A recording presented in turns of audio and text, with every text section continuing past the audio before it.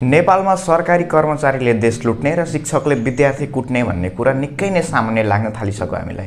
अभिभावकहरूलाई पनि शिक्षा र कुटाई भनेको चाहिँ एउटै सिक्काको दुईटा पाटो जस्तो लाग्छ। कहिलेकाहीँ यो सामान्य कुराले गम्भीर रूप लिइदिन्छ जब शिक्षकले विद्यार्थीलाई कुटेर हस्पिटलले भर्ना गरिदिन्छन् अथवा हातै भाँच्दिन्छन्। कञ्चनपुरमा शिक्षकको कुटाईबाट घाइते एक विद्यार्थी अस्पताल भर्ना भएकी छिन्। विद्यालयमा ढिलो आएको भन्दै हातै भाँचिने गरी विद्यार्थीहरूमाथि कुटपिट। त्यति बेला चाहिँ हाम्रा अभिभावकहरूलाई कस्तो लाग्छ भने गालामा 5वटा औँलाको छाप र चाकमा कालो पाइपको सुम्लासम्म त ठिकै हो, तर हातै चाहिँ भाँच्न हुँदैन थियो। कतिसम्म भने मेरो छोरो साह्रै नै बिग्रियो, घरमा पढ्दा पनि पढ्दैन, पिडुलाको मासु झर्ने गरी हानेर सर यसलाई लाइनमा ल्याइदिनु पर्यो भनेर सिफारिस गर्ने पनि हाम्रै अभिभावकहरू हुन्। मलाई छुवाछुत र शिक्षकले विद्यार्थी पिट्ने प्रथा एउटै लाग्छ। पहिला आएर निकै कम त भएको छ, तर मासिएकै भने छैन। अहिले पनि सहरका निकै सामुदायिक स्कुलहरूमा र गाउँका लगभग सबै स्कुलहरूमा विद्यार्थी मजाले पिटिन्छ।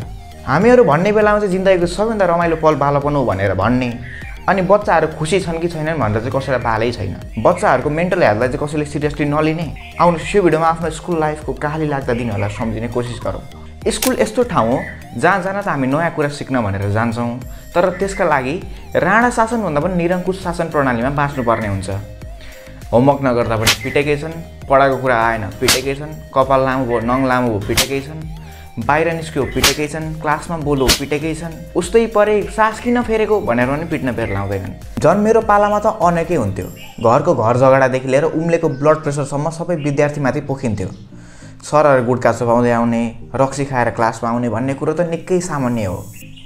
कतिसम्म भने घरमा गुच्चा खेल्छ अरे, फिल्म हेर्छ अरे भनेर सुद्धा मैले कुटा खाएको छु। शिक्षा भनेको सिक्ने र सिकाउने प्रक्रिया हो जहाँ शिक्षक र विद्यार्थी बीच बोन्डिङ हुन अति नै आवश्यक छ। अब शिक्षक नै हान्ने कुरो जस्तो भएपछि त्यहाँ बोन्डिङको कुरा त परै जाओस्। बाटोमा कहिलेकाहीँ शिक्षकहरू झुक्केर देखिहाल्यो भने पनि योसँग बोल्नु नपरोस् भनेर तर्केर हिँड्ने गर्थे। मलाई अझै राम्ररी याद छ, सरले भाटाले हान्दा कम दुखोस् भनेर सर्टभित्र 2टा भेस्ट र प्यान्टभित्र 3टा कटु लाएर गएका दिनहरू। बिहान स्कुल जाने बेलामा जति कुटे पनि के छ र, मार्न त मार्दैनन् होला भनेर मन दरो बनाएर स्कुल जानु पर्थ्यो। कहिलेकाहीँ त त्यो कुट्ने सर मर्दिए हुन्थ्यो भन्नेसम्म सोचाउँथ्यो। हामी सानो छँदा हामीले सान्दिने कुरा भनेकै हेर मैले 2 दिन भइसक्यो कुनै पनि सरको कुटाइ नखाएको भनेर साथीलाई सुनाउनु नै हुन्थ्यो। कति बच्चाको त घरमा पनि उही अवस्था हुन्थ्यो। अब स्कुलमा पनि कुटाइ खाने, घरमा पनि कुटाइ खाने बच्चाको कन्फिडेन्ट र क्रिएटिभिटी भन्ने कुरो त कुटेरै मरिसक्यो। अब त्यो बच्चाको मेन्टल हेल्थबारे कसले कुरा गर्ने? त्यो बच्चालाई यस्तो कुराले बाँचुन्जेल असर गर्छ। अब यो कुराको सोल्युसन चाहिँ के त? बच्चा नपिटी त पढ्दैनन्, कसरी पढाउने त बच्चा? शिक्षक जसले बच्चा नपिटी पढाउन सक्दैन त्यो शिक्षक नै होइन। पढाउन गएका सबै शिक्षक भन्ने हुँदैन।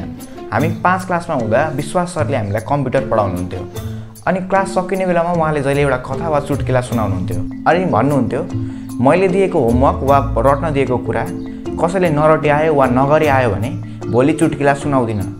चुट्किला सुन्नकै लागि भए पनि हामी होमवर्क गर्ने गर्थ्यौँ र पढ्न दिएको कुरा पढ्ने गर्थ्यौँ। विश्वास सर त्यो स्कुलैभरिको सबैभन्दा फेभरेट टिचर हुनुहुन्थ्यो। मलाई सानोमा पिट्ने टिचरहरू सम्झिँदा अझै पनि रिस उठ्छ। जुन खालको सम्मान आउनुपर्ने हो त्यो आउँदैन।